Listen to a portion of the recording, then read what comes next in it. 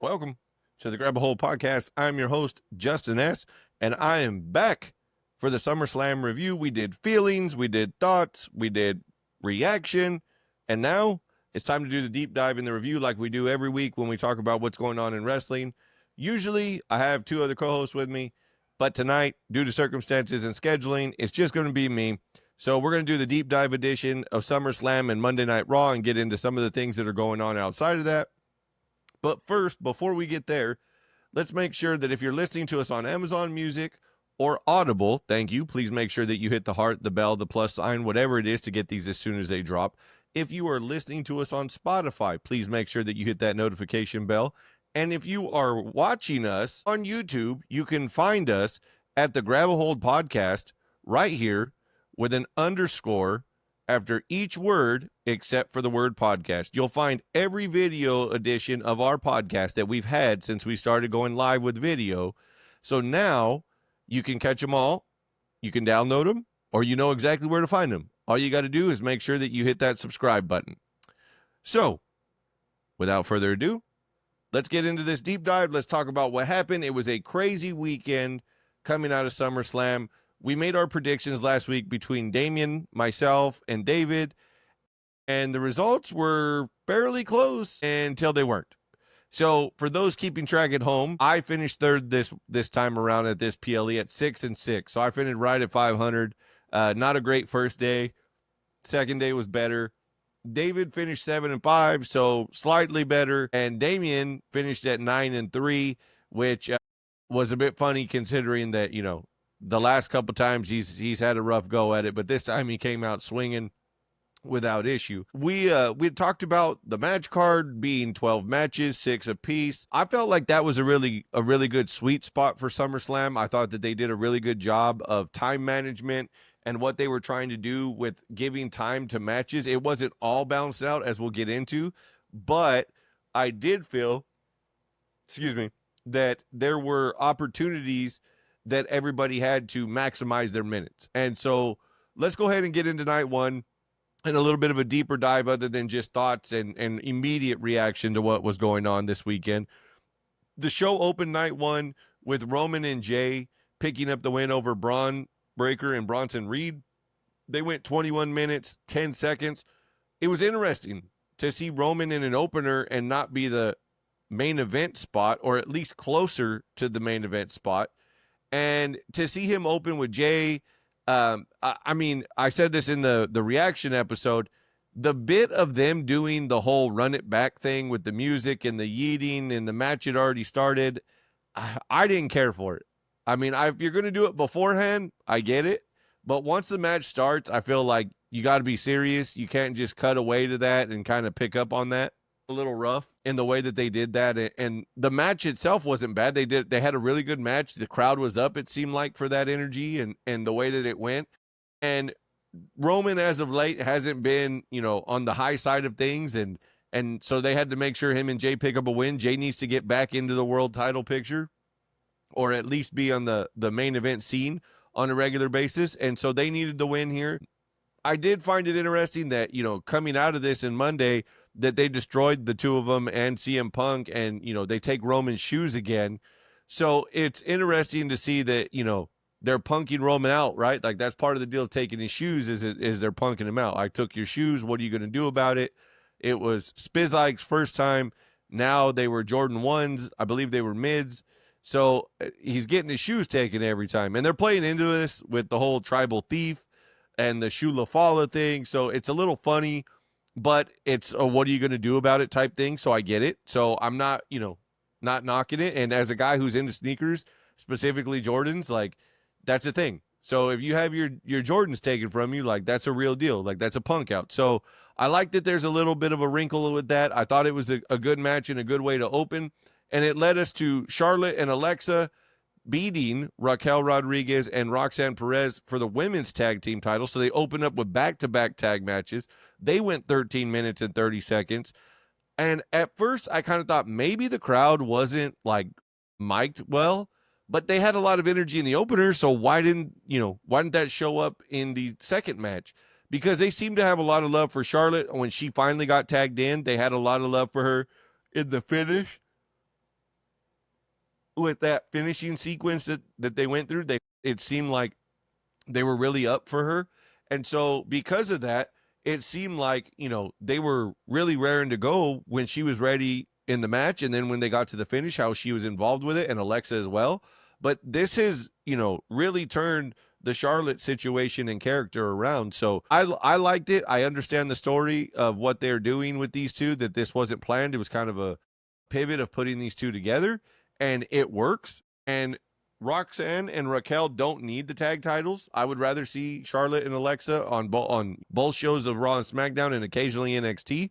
So to me, it makes sense. It's a good way for when Liv comes back to be pissed that they lost the titles, and she can blame somebody and blame the lack of focus. So I thought it was good. They would go Sammy and Kross in the first singles match. They went 8 minutes, 10 seconds. This is where things, I felt like night one started to dip, because it was like, all right, match 2 was okay as far as crowd reaction goes, but I didn't like the overall presentation of the match. I feel like they've had opportunities now to make Sammy a bigger underdog and make Kross a more of a killer instinct type wrestler, and they didn't do that. This was more of the persuasion of, I want you to hit me with the pipe. I want you to, show who you really are, which for the story is great. Like, I've loved the promos. I've loved how they've gone about it.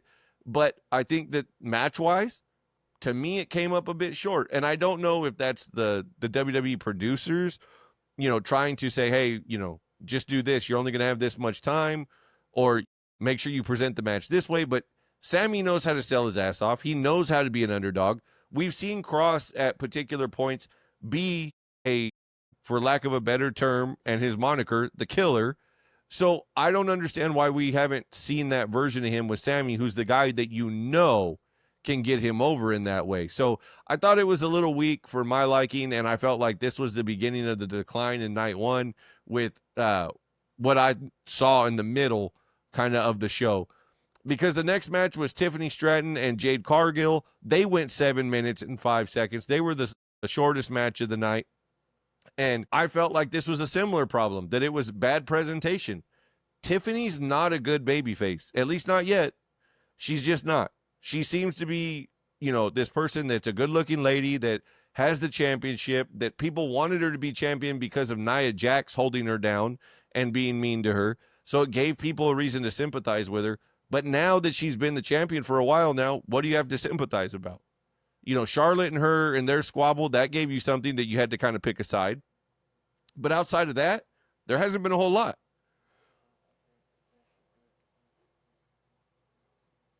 So when you look at this and you think about, like, okay, if we're going to do this, Jade's been presented as this person with Naomi that's been a straight up just monster, that she's decimated Naomi at every turn. She's been waiting for her. She sneak attacks her and catches her, beats her down, leaves her lane.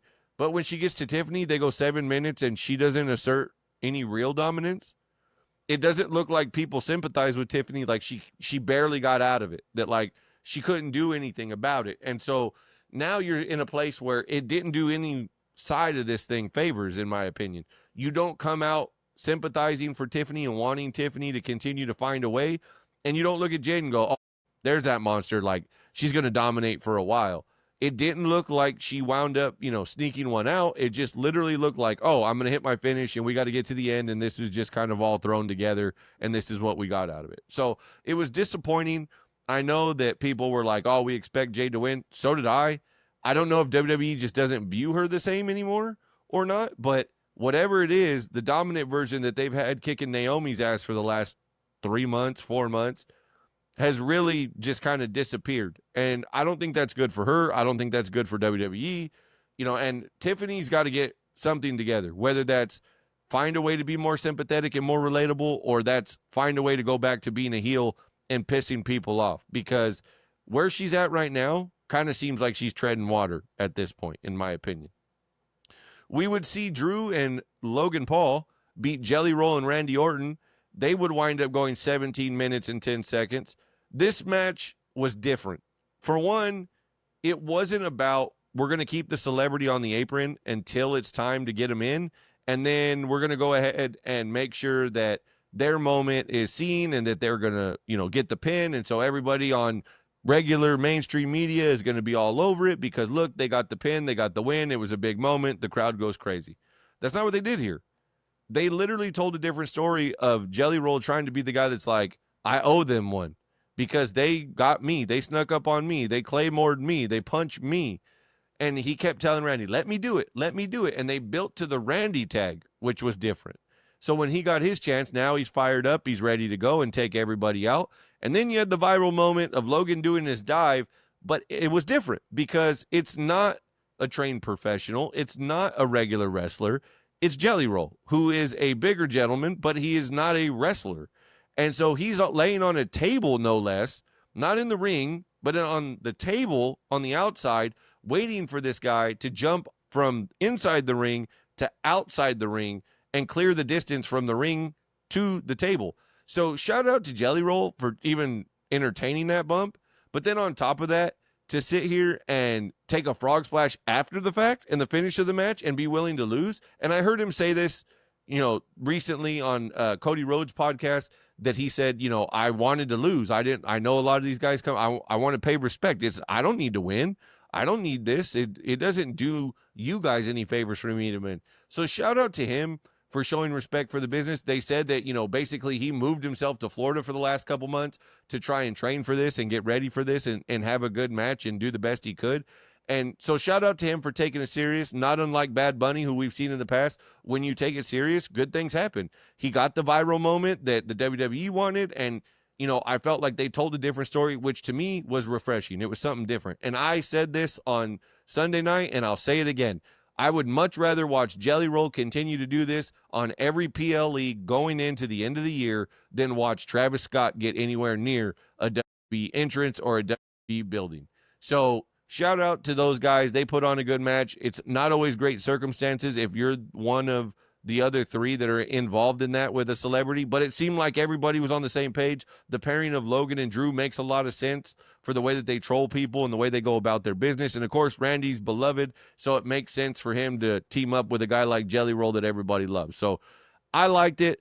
I thought it was different. It wasn't meant to be 5 stars. It wasn't meant to be an all-time classic, but it was something different. And again, this lends itself to the idea of what I've mentioned before, the buffet idea, right? Like you get the buffet. It's something different. It's not your traditional, 5-star classic. It's not a street fight. It wasn't weapons to hide the inexperience of Jelly Roll. It was a match, and they put their best foot forward. And I thought that was good enough. This would lead to the main event of night one, where it was the world title. They went 30 minutes, 20 seconds with Gunther losing to CM Punk. There was 2 dives in this match. One was Gunther's splash and then Punk's elbow. I felt like they did a great job. It was more for the wrestling purists and traditionalists where, Gunther dominated the older guy. And I think some people took, issue with that they were like, wait a minute, he should be getting less offense. Punk's got to be a guy that fights back. But I think the real story is that Punk is the guy that's older. He's in his mid-40s. He's against a guy in Gunther who's coming into his prime, if not just begun his prime. And you don't want to see Punk dominate Gunther, and Gunther deserves his shine. So they made it a good story, and then it became the Rocky IV story. And I pointed this out to several people that in Rocky IV, if you've never seen the movie, there's a scene where with the Russian boxer who's just essentially unbeatable. He's a stone cold killer. And Rocky's just taking a beating. And then finally he catches him and makes him bleed. And when they go to the corner at the end of the round, the corner man tells him, he bleeds just like us. He bleeds just like you. And it changes the whole momentum of the match. And I felt like that's what happened here. You had him getting his ass beat, getting chopped to pieces, getting taken out. And then finally he gets him on the table and drops him, and he winds up getting him busted and bleeding. And we've never seen Gunther bleed. To the best of my knowledge, this has never been a thing for Gunther, that he's never bled before. So to see him bleed and to see his reaction was going to be interesting. And he looked a bit out of sorts. He looked confused. Punk took advantage of that. He gets the win, and it's a feel-good moment. You get this moment where you see him emotional as he holds the World's Heavyweight Championship, and the crowd's going crazy, and there's all this, finally, it had been, I believe they said 13 years since he had been a world champion. And then Seth's music hits. And you see him and Heyman come out, and Seth is on crutches, and the commentators are putting over, well, this is going to be lingering because now, Seth will cash in when he's healthy, and Punk's got to be ready. He's got to be looking over his shoulder at Seth. And Seth begins to walk away, and then he stops, and he drops the crutches. And he turns back, and he grabs the briefcase from Paul, and they run down the ramp, and they grab a referee, and he goes to wailing on Punk with the briefcase and just going crazy until he gets into the actual handing of the briefcase to the referee to ring the bell, and then he hits the stomp, and Seth Rollins is your new world's heavyweight champion at the end of SummerSlam. And everybody who speculated about his injury is now fooled. In one way or another, you were fooled. So I said this weekend that I was going to have some shit to say about this, and I do. And in particular, the main person, because of the platform he's on, is Dave Meltzer. But otherwise, there are other people that try to say things. And I want to say this. If you are somebody who is in the know, which we know that guys like Jim Cornette, Brian Last, Dave Meltzer, Brian Alvarez, Sean Ross Sapp, that those are a few of the names that are in the know about what happens and what can be told to them through whether it's a WWE employee, whether it's somebody who's close to said people. But one of the things that I talked about with Damian is that this was the new kayfabe. This was the thing that made people go, well, is he hurt? Is he not hurt? Watch the video. See what happens. Watch how he lands. Watch the move before that. Because the move before that, his legs tucked underneath him. Oh, they wouldn't sacrifice LA Knight, right? Like they wouldn't just give him the win and try to put it over. Like and you saw him on crutches on the Rich Eisen show when he hosted. Becky Lynch posted pictures of him walking down the sidewalk with their daughter on crutches. And Seth would go out of his way to even say, like, I was supposed to have an MRI, but my knee was too swollen and they couldn't look at it. Weeks ago, it was brought up about a plan B between Paul Heyman, Seth Rollins, Bronson Reed, and Braun Breaker. We now know, based off of Paul Heyman's Instagram post and social media post, that this was plan B. I got to say that I enjoyed it. I said that I like not knowing. That it's this, I don't know, is he, isn't he? Is this going to happen? Is it not going to happen? They gave Punk his moment and Seth took it away. And these two are now destined to fight forever. So, guys like Dave decided a week or two after this whole thing occurs that I'm going to tell the world on my platform that this is all a bunch of horse shit. I talked to somebody and they told me this is exactly what's going to happen. This is exactly how it's going to go. And he's coming back early and he's going to cash in on Punk. Punk's going to win. And this is what's going to happen. I've said this before. At one point in time, Dave Meltzer, amongst others, held a prominent place as a wrestling historian and as a wrestling journalist. And this was a bit of a spirited conversation in the circle of people that I talk wrestling with. Because some would argue that this is just journalism. Others would argue that it's Dave being Dave, which is a piece of shit to the business about people he doesn't like or situations that he doesn't like. Because everybody knows who his buddies are. Everybody knows who he shills for at this point. Now, I want to say that there have been times where Dave will back off or backpedal and say, it's just my opinion. That's all this is. It's just my opinion. And to the point that was made about journalism, I'm sorry, but doesn't or isn't journalism supposed to also bring with it integrity, journalistic integrity? Because the comparison was made to major sports like the NBA or the NFL, that they're not paid to play along, so why wouldn't they tell the truth? And to that's very easily I can argue this point. If you believe that Dave Meltzer, Brian Alvarez, Sean Ross Sapp, anybody else can sit here and tell me that it's the same thing, you're lying through your teeth. Because there have been many of sports writers who have come out since the 90s and talked about how, A, they knew things about Michael Jordan. They knew things about Allen Iverson. They knew things about NFL players. But out of respect and out of courtesy, they didn't put their business out in public. And they damn sure didn't stand up and say, I told you so, and I knew this, if something did go public that they were privy to.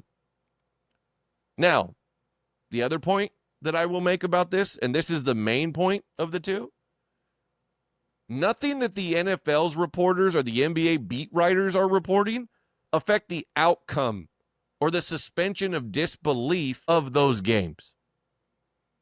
If you're reporting a return of injury and the team already said, hey, they're going to be back in this window, it might be tonight. That's not taking away from, well, this team's going to lose now because that person's back on their team. You're reporting. That is journalism. But when you're fucking with something that people are trying to purposely not know or don't want to know because they're speculating, and you're standing up and go, you don't have to guess, I'll tell you, this is exactly what happens. That's the same as going to the movies, and before the movie is officially released to everybody, you stand up and go, I heard from somebody on set that this is what this person does as the hero, and this is what this person does as the villain, and this is the big twist, just so you know. And then expect everybody to go watch it, and then go, I told you so. See, I was right. I told you so. Explain to me what the fuck that does for wrestling and its fans. What did you gain by telling people that? And if anything, the hardest thing to do in wrestling now, because of the access that we have as fans with the internet, with our cell phones to take videos and pictures out in public of people, the amount of sources with social media that people can talk through, that we have more access to this type of art. If you want to say art, if you want to say sports entertainment, predetermined sport, however you want to phrase it, we have more access to that than we've ever had. So trying to keep things a secret, trying to let people wonder and speculate, that was some of the things that made people come back to wrestling 4 years ago, 5 years ago. It was, what are they going to do next week? What are they going to say next week? Where is this headed? Is it possible that we get this? Is it possible that we get that? So if you want to do that, then do that, but do it after it's fucking over. On Saturday night, after this main event goes off the air, then get on fucking Twitter. Then get on your podcast and say, I talked to somebody close to the whole fucking thing, and they told me that it was a work. They said that this is where it was headed. They said that this is exactly what they were willing to do to keep this thing a secret. So now, you never know. They might be hurt. They might not be hurt. You never know what they're going to do because they're going to keep you guessing. But I was aware of it before it happened. That I'll give you. You're letting it play out before telling people that you were in on it or that you knew about it. But to sit here with 2 weeks, 3 weeks, whatever it was, before we even got here, and you're standing up and telling everybody that'll listen, it's a bunch of bullshit. It's a bunch of bullshit. I know. No, he's not hurt. No, that's not what they're doing. Why? Why ruin that? Even if you're right, what are you gaining? That, to me, there's no integrity in that. You're not doing the business a service. You're not doing the fans a service. This is something that's predicated on the suspension of disbelief, that people willingly choose to suspend their disbelief as adults and enjoy the magic of the situation that they don't know, which is yet of situational, of this art that we talk back and forth of suspension of disbelief. There's enough shit out there that's on mainstream news, that's in mainstream sports now, that it's all just talk, and they would rather be first than be factual. They'd rather be the person that gets credit for it and says, look at me, than be the person who has integrity, who is respected, and is able to put forth a literal product and a presentation about said sport that they're a part of that is respectable without making people's eyes roll. That's hard to come by. There's enough of that bullshit out there regularly. So why is it that wrestling, thanks to Dave, and he's not the only one, but he's the main one because he's the main name. I don't see Bill Apter doing this shit. He's the main one that will do this. And for what? For what? You want to have an opinion and say, I don't like this guy. I didn't care for this style. It would have been 22 stars in the Tokyo Dome. And if AEW and the Young Bucks had done it, I'd have been jumping and there would have been a party at my house. Fine. That's all your opinion. All of it. But to go and pull the curtain back and shit on, because that's what it was, you're shitting on the magic that can still be created with wrestling. To me, that's disrespectful. To me, that makes it easy to reason why companies don't want to talk to Dave. Why they look at him as more of a joke than a historian now. Because whether or not he used to report things factually, now he's just bullshitting about the guys he likes. And then you're going to go, well, that's his opinion. Right, it is. But let's be honest. AEW has only been alive and functioning for almost 6 years now. And they've had guys on their program who have more of his 5-star matches, which was highly regarded at one point, than some of the biggest names in wrestling that at one time may have worked for WWE, i.e. Kurt Angle. How many 5-star matches does Kurt have compared to Will Ospreay? How many 5-star matches does Shawn Michaels have compared to Kenny Omega? This idea that we got to hate wrestling, if you are a fan of WWE, we got to hate AEW, and vice versa. You don't have to. But guys like Dave make it easy. I'll say that. This show, with that ending in night one, should have been something for people to, if you're a Punk fan, you relish the moment of seeing him emotional holding that championship and going, when you heard Rollins' music. And then when you saw him drop the crutches and you went, son of a bitch, he wasn't really hurt. All right, let's see what happens. There was people texting me at that point going, get him out of the ring. Somebody get him out of the ring. Trying to enjoy that. But when you got guys going out on their platform going, this is what's going to happen. Why the fuck am I watching the match? Other than the fact that for me, being a hardcore fan, but if you're not, why are you watching the match if you know what the end's going to be? I want to see how they got there. The surprise is gone. Thanks. I'll catch the highlights on social media later. Appreciate it. It's just ignorant at this point. It's just idiocy, in my opinion. You can't tell me that there's integrity in doing that. You want to give factual numbers and be a historian to what happened in Mid-South or at Madison Square Garden or how many people were at WrestleMania 3? Awesome. I'm here for that. Awesome. But don't sit here and spoil things like that. Especially before they happen. You want to talk about it after the fact and how much you knew? Awesome. Go ahead. But let it fucking happen. It's ridiculous. Fucking ridiculous at this point. We would move on to night 2. So we would go from 6 matches that had a good beginning, had a great ending, and in the middle, there was some stuff there. So night 2 opened up with the triple threat match of Naomi, Io Sky, and Rhea. They would go 16 minutes and 20 seconds. And cool moment for Naomi getting her dad to play her to the ring. That was pretty awesome. I didn't know that he was a musical guy that was in the industry and was, a part of major names and had been around that long. That was pretty cool, for him and his daughter. Awesome moment.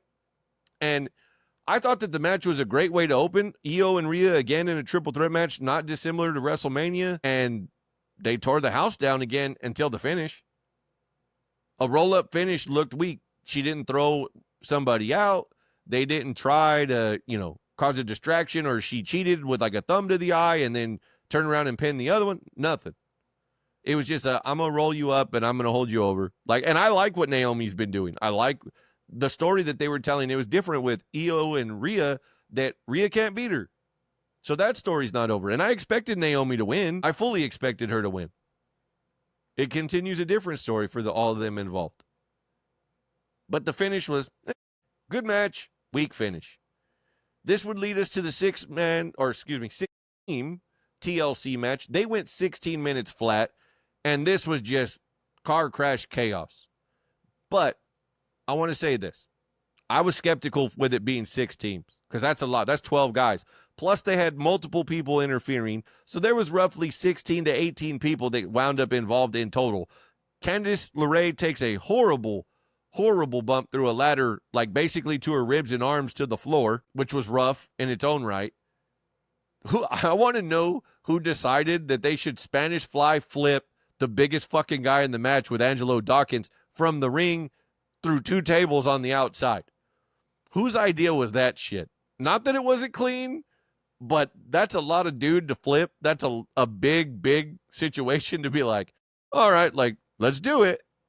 He's the biggest guy there. It was for the fact that, to me, and in my opinion, it fit the deal of the buffet item, right? We talked about that. What are they going to do? You need a buffet, right? You need different things that different people like. The night before, Punk and Gunther, that was a traditionalist match. You had the tag match with Roman and Jay. You had the tag match with Alexa and Charlotte. A little bit of everything. Well, this was another one of those things. It was just chaos. It was wild. And I will say this. I wasn't super keen on it when it was announced, other than for the high spots in the car crash, and that it delivered on that stuff. There was some wild shit in that match, for sure.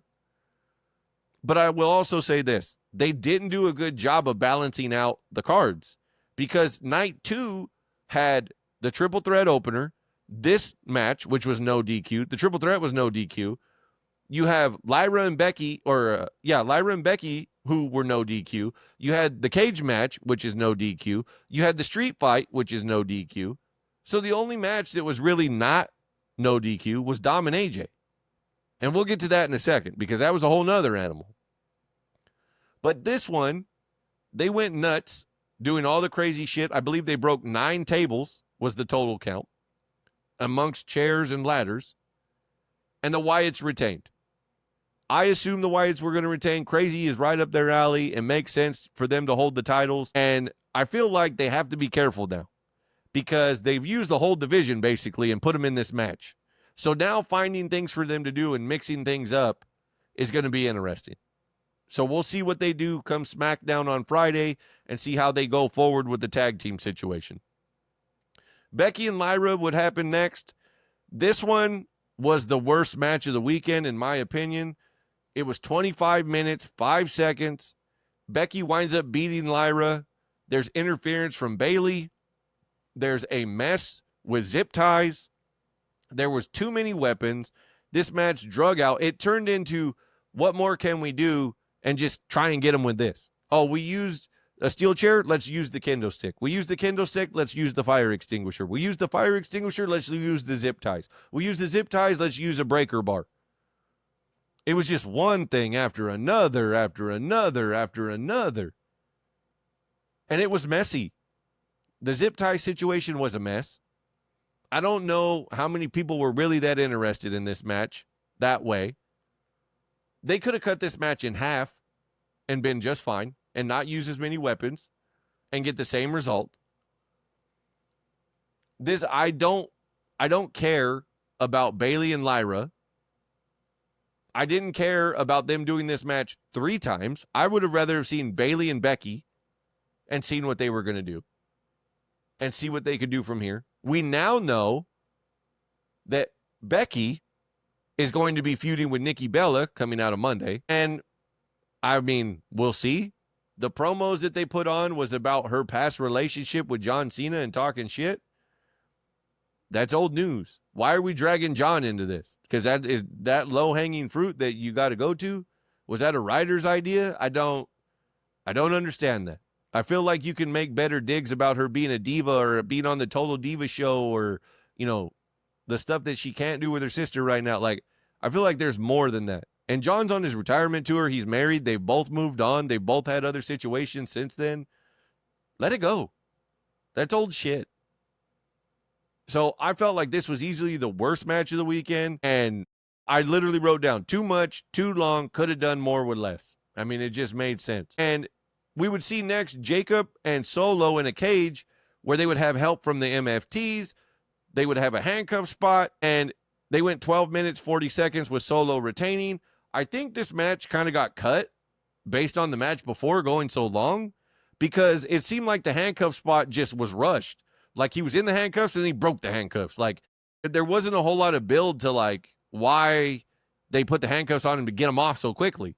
It was like he was getting out, but there wasn't like this like, oh, Solo was beat up and that's how they got him. And so it was him crawling out of there. So Jacob had to do something.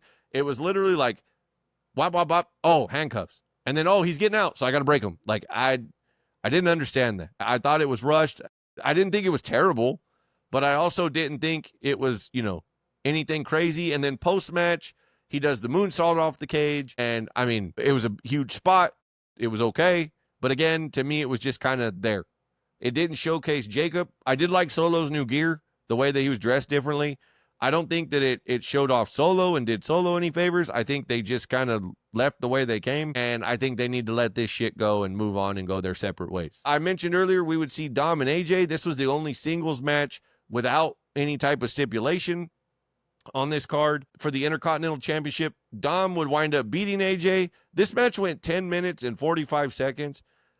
I understand that this was an anniversary of Eddie versus Ray and Dom's custody on the line, but to do this whole thing where AJ's dressed as Eddie and he comes out in the lowrider and he's got the taped hands instead of the gloves and they're doing Eddie spots with the chair and they're doing the whole bit of the loosen the shoe from WrestleMania 20. There was just a lot of callbacks to Eddie versus this just being a straight up match, which I thought could have been good enough. I don't think they needed all that. I don't think they needed extra. I don't think they needed to go crazy. They would have been just fine without that. I mean, you had AJ stalking essentially Dom week after week when Dom was quote unquote injured. And then you just decided I'm going to try and mess with him and dress like Eddie Guerrero and do Eddie things instead of doing AJ things. I don't understand. There was no clues or, alluded to breadcrumbs of anything Eddie related other than the fact that they mentioned like, oh, this is, 20 years since Dom was, at WrestleMania. Like that was it. That I get Eddie was the guy in the match. I get all that. But as far as how that had nothing to do with AJ. This wasn't a ladder match. This wasn't talked about beforehand. Like I thought it was bizarre. I don't think it did him any favors. And I think it was too much of doing somebody else's stick to be solid. So again, we had a good opener. The second match was wild. And then when we get to 3 and 4, it was like, okay, I get it. Okay. And then 5 is like, oh, okay, let's get back on track. We're going to see a good match. And it was like, oh, it's the Eddie Nostalgia show. Okay, I guess not. This would lead us to our main event where you would see Cody wind up beating John Cena after 37 minutes, 42 seconds. This was easily John's best match in a decade. It was the hardest he had been working. You could see him trying. He was actually doing things. And I want to say this. In our group message, Damian had said, this looks so good because he tried so hard to look bad in the past. I don't care. I said this when it happened at WrestleMania. Just because you made it look shitty doesn't mean it was a good thing.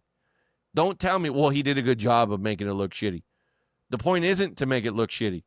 If you wanted it to make it look like he was ruining wrestling, then ruin wrestling. Don't make it look like he can't wrestle anymore. Those are two different things. And I think that was part of the misinterpretation because John had the promo on Friday night where he became a babyface. And everybody thought it's a trap, it's a trick. This isn't what the direction they're going. They can't.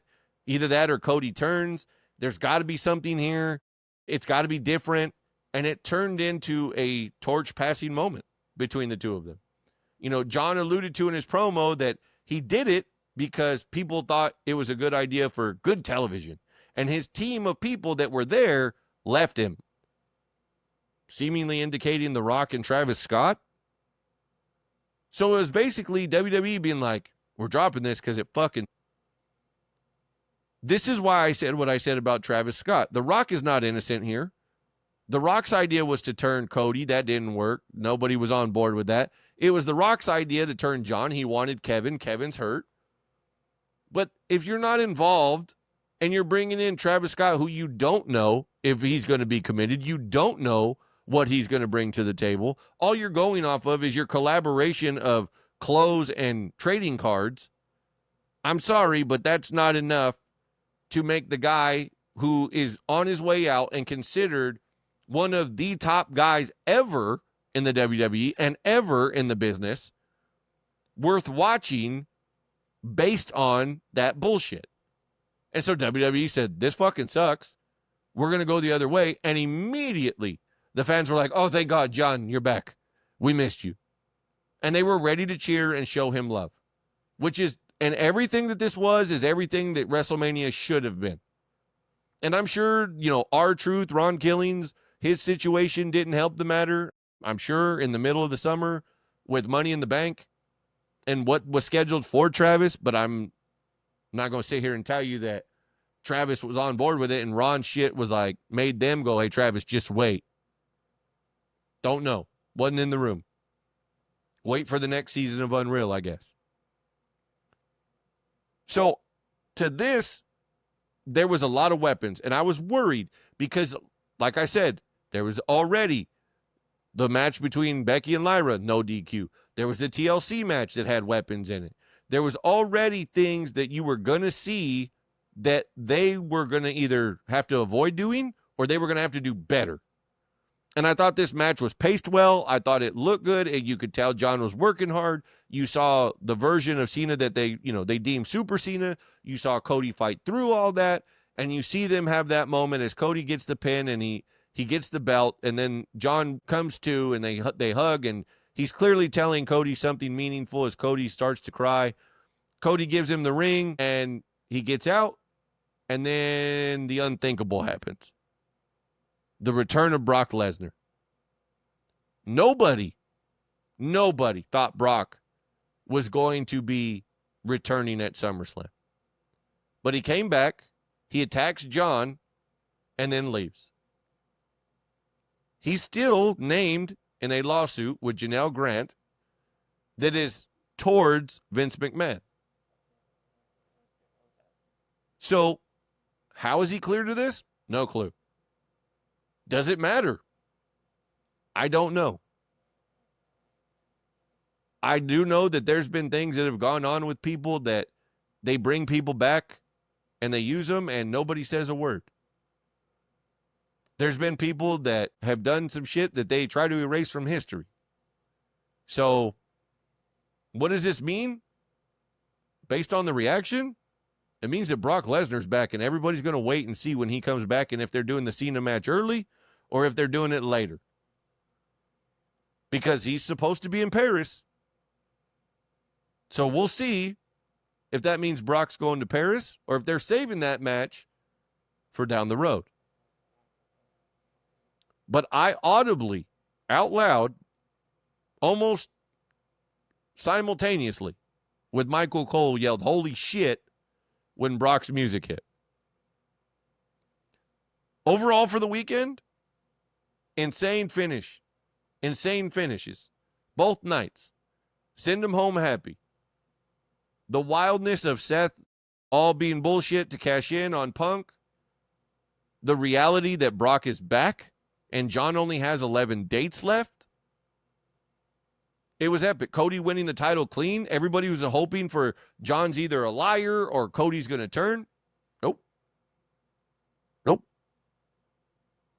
Cody just got tough. John Cena worked his ass off, and the surprise was Brock Lesnar. Crazy. Crazy. Both shows opened well. The middle was so-so. And the main event, it's the moments, right? I feel like SummerSlam being 2 nights, these 2 cards, they could have, chopped them down some and done one night. But it's going to be 2 nights going forward. And no sooner did I text our group message and say, I bet you they're going to lean towards doing 2 nights of Survivor Series. They'll do 2 nights of the Rumble because now there's a men's Rumble and a women's Rumble. So you could do one each night and be the main event. And shortly thereafter, the next day and a half, it's reported that they're considering this very thing.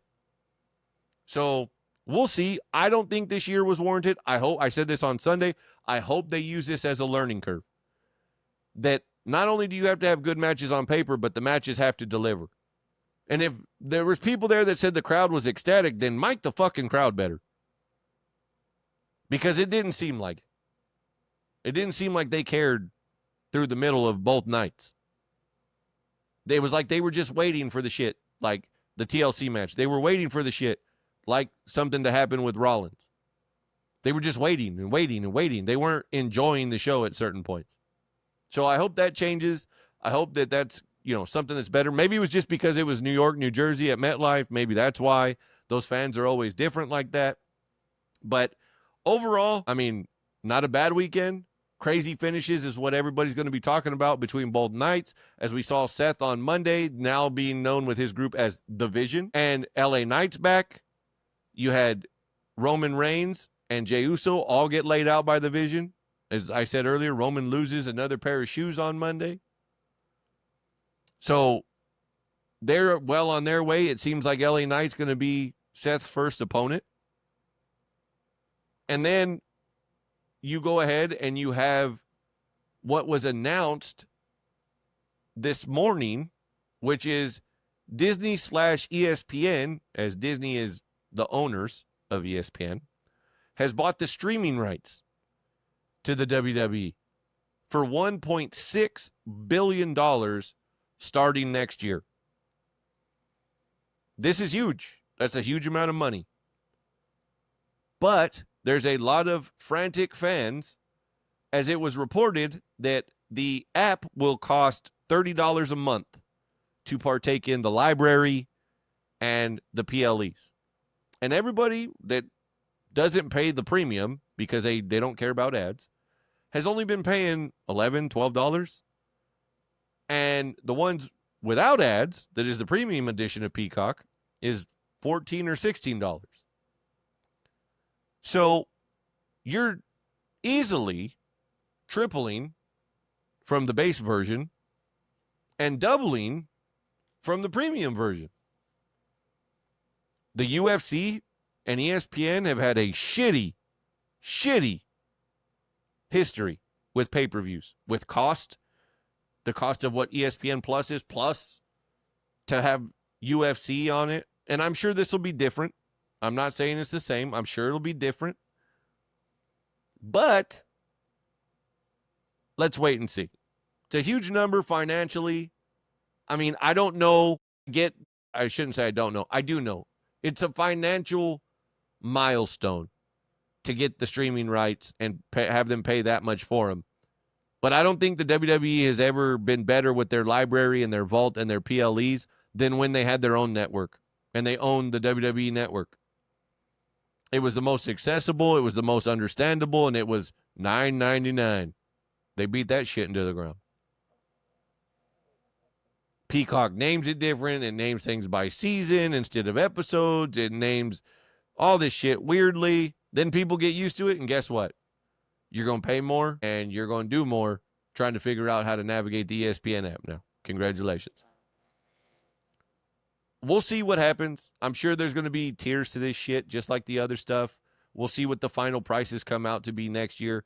So enjoy Peacock while it lasts for a little while longer.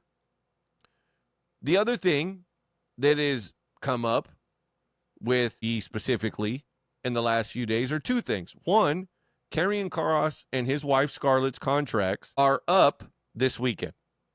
There's been rumors that they have not resigned. There's been rumors that Contracts haven't even been presented. If you're Kross, do you want to stay? Do you want to continue to do things? He's just has a book that just came out. He has another second part to his documentary, The Killer, on YouTube that'll be out later this month, he said. So he's going to have some busy stuff, and he'll be with his name on everybody's tongue between the book and the documentary. So if he goes somewhere, he should have momentum. So it's just a matter of, does he want to stay or does he want to go? So we'll have to find out, because there's no inkling one way or another, other than the fact that he wasn't on Raw, neither was she, that they're figuring it out or they've worked it out and nobody knows about it yet. Personally, if they're going to continue to treat him the way they're treating him, go somewhere else. Go somewhere else. Go be the bad motherfucker that everybody knows you can be somewhere else. Go cut the promos. Go do the documentary style shit somewhere else where it's appreciated and you're not just another spoke in the wheel. That's my hope. And if he does stay, I hope WWE gets their head out of their ass and understands the talent that he has. And not just, oh, the crowd's chanting, we want Brock, you got him. No, they were chanting, we want Kross. So I hope that if they do stay, good for them. It's their choice, not mine. But I hope that it works out for them either way. I want more Kross. I want to hear more promos. I want to see him in the ring more. I want to see him muster up some wins. I want to see him fuck with people in backstage segments and get in people's heads.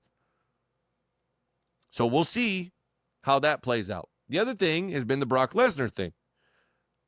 They put it on John Cena like Cena picks his opponents in this last run. And so John wanted Brock. John comes out from a movie set he was on and says, they just deal him, I play him. I play the cards in front of me. That's who they dealt me. Who's telling the truth? Was it John that asked for Brock?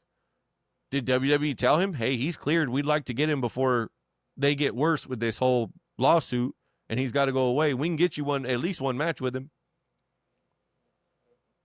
Either way, Brock's back. We'll see for how long. And personally, I think it's a good nostalgia match.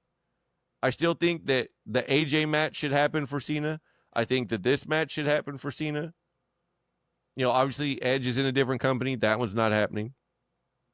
But there should be at least those two left on the nostalgia run of matches, if nothing else, before getting into the, I want to wrestle somebody like a Gunther or something like that, or, you know, a Jey Uso, to where it's the younger, newer guys that are being worked with on the way out. So I hope that's, you know, more of what we see and where things are headed, but we'll see. We'll see. There was a lot to unpack this week. As I mentioned, you know, we had to go over both nights of SummerSlam, and when it's a two-night, it can be a little long-winded, but I feel like we covered the high points and we covered the low points and we got some shit off our chest. Unfortunately, it was a last-minute cancellation that we had to deal with scheduling-wise, so it wound up just being me. We were going to have me and Damian tonight, but he had to take care of a personal matter last minute, so hopefully we can get the guys back next week and we can talk about where we're headed on the road to the Clash in Paris. So that's next on the docket. We got SmackDown Friday, where John Cena is supposed to address Brock Lesnar. We're going to see what direction they go with Cody now that Cody's done with John. And we'll see what's on the docket as we go forward with WWE as they head into the fall and continue this speed cycle of every 3 weeks is another show. So we'll be back next week. We'll make sure that you get those episodes as soon as they drop by subscribing to YouTube, by subscribing to Spotify, by getting the notifications and the heart, the bell, whatever it is for you, Amazon, Audible, whatever it is, to make sure that you get these as soon as they drop, as I will be dropping another episode. It is the final episode of my review of the Netflix series Unreal. It is the 5th and final episode. I'm going to give my review of that here in the next couple days. That will be out by the end of this week, so that way all of those will be out. 1 and 2 are already out. 3 and 4 is another episode, and 5 will be dropping later this week. So, once again, for me, I appreciate you coming checking us out. Please make sure to tell your friend, tell your brother, tell your neighbor, tell your cousin, tell your dog's owner's neighbor's brother. Let them know that we got a podcast and we're trying to talk about it. If you hear us talk about something and have a different opinion, feel free to leave a comment. Feel free to, if you want to hear us debate something, leave it out there, and we'll go ahead and cover it as soon as we can, and we'll give you a shout out on the show. So thanks for listening, and we'll see you next week on another episode of the Grab a Hole Podcast.